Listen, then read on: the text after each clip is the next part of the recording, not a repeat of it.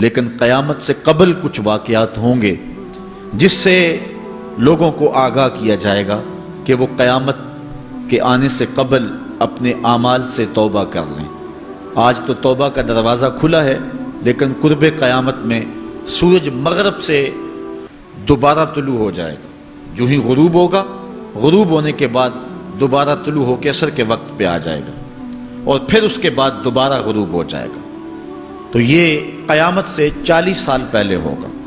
اس کے بعد توبہ کا دروازہ بند کر دیا جائے گا۔ اگر کوئی توبہ کرے گا بھی تو قبول نہیں ہوگی۔ آج ہمیں موقع دیا گیا ہے کہ مرنے سے 1 سال پہلے بھی توبہ کر لیں، 1 مہینہ پہلے بھی توبہ کر لیں، موت سے 1 دن پہلے بھی توبہ کر لیں، 1 گھنٹہ پہلے بھی توبہ کر لیں، 1 لمحہ پہلے بھی توبہ کر لیں۔ اللہ تعالیٰ یہ نہیں دیکھتا کہ اس کی ساری زندگی گناہوں میں گزری ہے، وہ دیکھتا ہے میرا بندہ آخر میری چوکھٹ پہ آ گیا، وہ پچھلے سارے گناہ معاف فرما دے۔ بلکہ حضور علیہ السلام نے صحابہ کو ایک مثال سے سمجھایا کہ ایک آدمی جنگل میں سفر کر رہا تھا، اور اونٹ کے اوپر اس کا سامان بھی تھا، اس کی ضروریات زندگی بھی تھیں، اس کا توشہ بھی تھا، کھانا پینا بھی تھا، خود بھی سوار تھا۔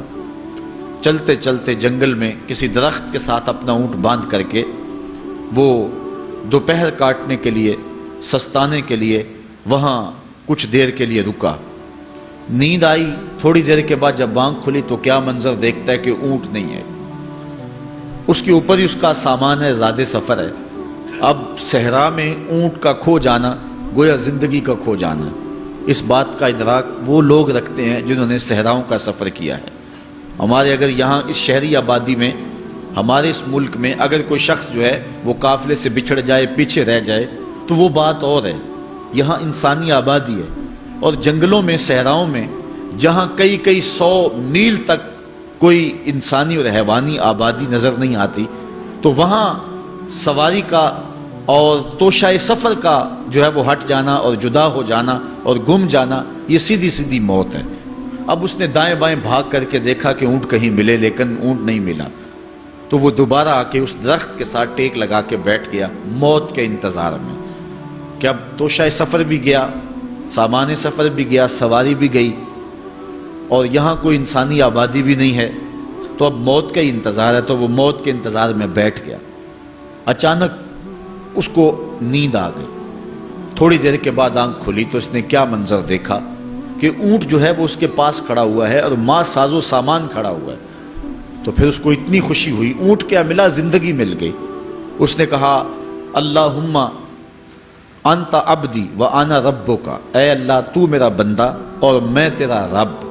کہنا اس نے یہ تھا، اے اللہ میں تیرا بندہ اور تو میرا رب، لیکن فرحت و مسرت سے، وفور خوشی سے اس کی زبان بل کھا گئی، اور اسے خوشی میں ہوش ہی نہ رہا کہ میں کیا کہہ رہا ہوں۔ وہ کیا کسی نے کہا تھا کہ جب بھی تیری قربت کے امکان نظر آئے ہم اتنے خوش ہوئے کہ پریشان نظر آئے۔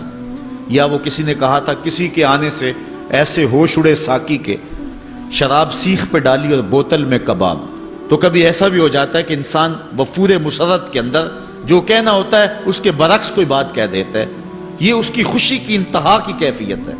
تو اس نے کہا اللہم انت عبدی وانا ربک، اے اللہ تو میرا بندہ اور جو ہے وہ میں تیرا رب۔ یہ جوش مسرت سے یہ بات اس کے منہ سے نکلی۔ حضور نے صحابہ کو فرمایا صحابہ بتاؤ اس بندے کو کتنی کو خوشی ہوئی ہے؟ صحابہ نے عرض کی حضور بہت زیادہ خوشی ہوئی ہے۔ تو حضور علیہ السلام نے فرمایا جب کوئی بندہ توبہ کر کے مالک کی دہلیز پہ پلٹ آتا ہے اللہ تعالیٰ اس سے بھی زیادہ خوش ہوتا ہے کہ یہ میرا بندہ میری دہلیز پہ آ گیا ہے، یہ توبہ کے دروازے پہ آ گیا ہے۔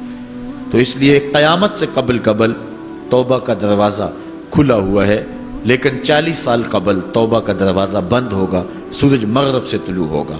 پھر کوئی توبہ کرنا چاہے گا بھی، بلکہ ہر کوئی توبہ کرنا چاہے گا، لیکن پھر توبہ جو ہے وہ قبول نہیں ہوگی۔